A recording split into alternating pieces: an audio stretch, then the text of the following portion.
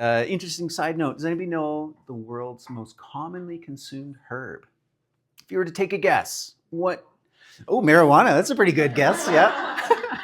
As legalization comes up, it just, yeah. Mint. That's a really good guess too. Chamomile. Awesome. Yeah. Like Camellia sinensis, what cheese made it? You got it. All right. Yeah. So Camellia sinensis. Tea. Okay. You think about the world, especially a lot of people in Asia. Yeah. Daily staple. We don't often think of tea as a herb. Even the British, right? Afternoon tea. Yeah. That's an amazing, amazing herb. Yeah. Consumed as a tea. The plant is called Camellia sinensis, so that's your black tea, your green tea, and there's all kinds of little spin-offs of it as well. Second most commonly consumed herb might be coffee. Very possible, yeah. Maybe marijuana is probably top 10, I would wager, I guess. It is now, yeah.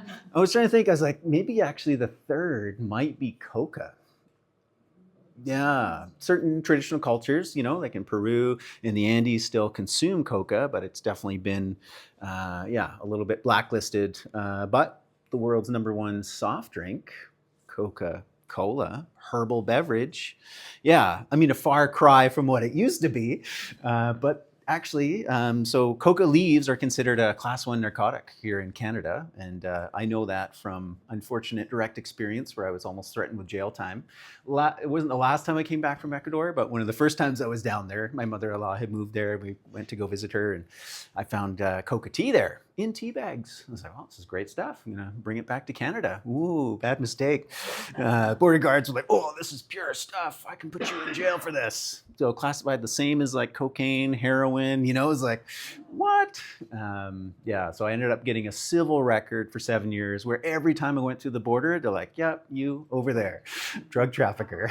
I'm like, but it was in tea bags, Anyways, glad that time of my life is passed on, where I can now travel freely across borders. But there's the only legal importer of coca leaves in North America is a subsidiary of the Coca-Cola company. They bring in, I don't know how many hundreds of millions of tons of it, and coca leaves are still used in the making of Coca-Cola.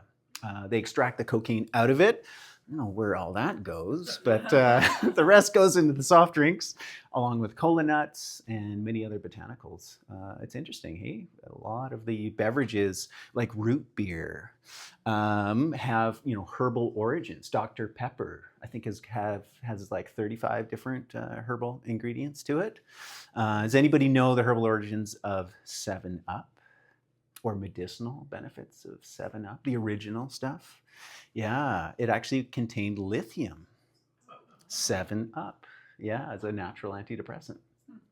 Yeah, so interesting, right? It's like, but what happened to that, right?